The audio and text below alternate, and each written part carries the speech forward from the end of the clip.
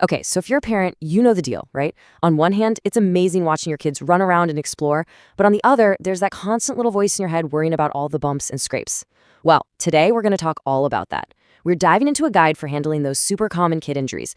And this isn't from some textbook, it's built from one parent's real hard-won experience. So let's set the scene.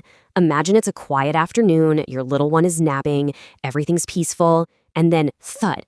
Just a loud, sickening sound that cuts right through the silence. That's exactly what happened to the parent whose story we're following. It was the very first time her son fell off the bed. Yeah, that sound. The one every parent absolutely dreads. First the thud, then that awful split second of silence, and then the crying starts. It's just a universal moment of pure panic, isn't it? Your heart just drops. A million terrible things flash through your mind in an instant, but here's the thing. What you do in that next moment, that's what really counts. All right, so let's start with some of the most common ones, the everyday stuff. Those classic toddler tumbles that end with a split lip or a giant bump on the forehead. So check this out.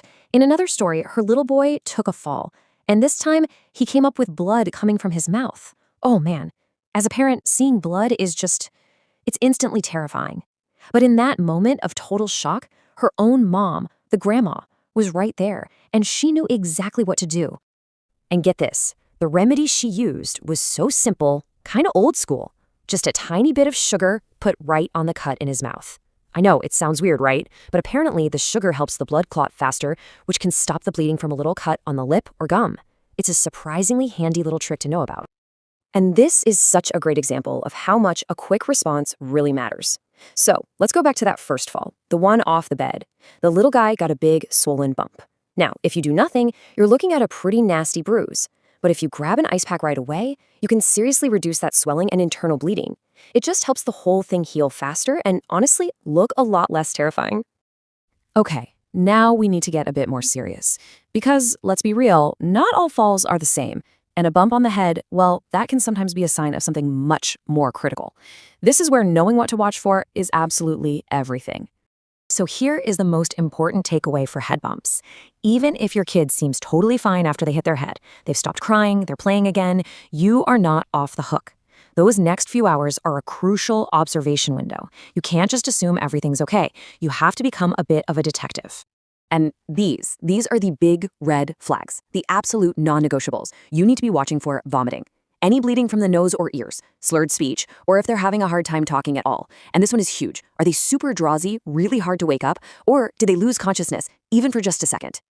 I need to be crystal clear about this. This is not a wait and see kind of thing. If you see even one of these signs, you get medical help immediately. Don't wait, don't second guess yourself. Just go. Go straight to the doctor or the emergency room. So what if you can't get to a doctor right away? Or what if you went and they checked your child out and sent you home?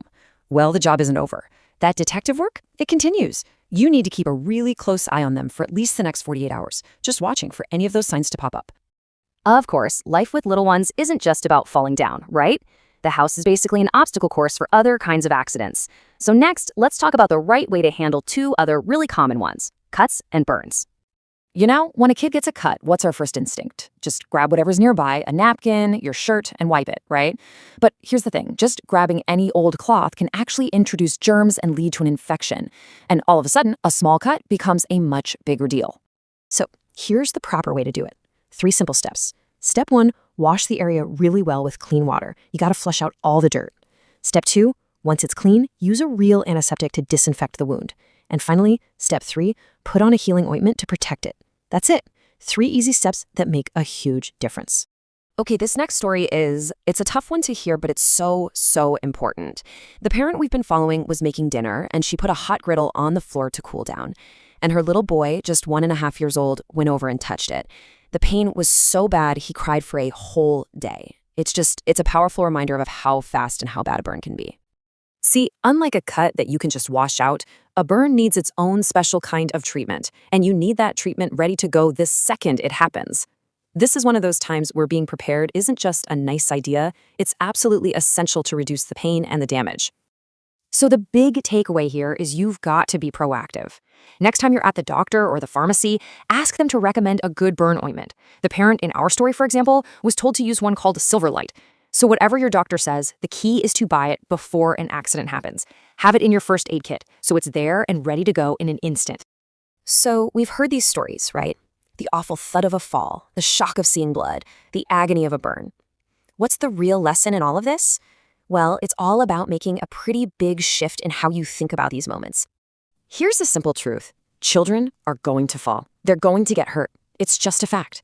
It doesn't matter how careful you are. They're explorers. They're meant to climb and run and tumble. An accident happening isn't some kind of mark against your parenting. It's just part of being a kid. But here's the really empowering part. You might not be able to stop every single accident, but you can absolutely control how you react. When you have the right know-how and the right stuff on hand, you can actually transform that moment of pure panic into a moment of calm, confident action. So, I'm going to leave you with a question. After hearing all of this today, go take a look in your first aid box. What's missing? What's the one thing you can add to it today that will help you move from a place of panic to a place of preparedness?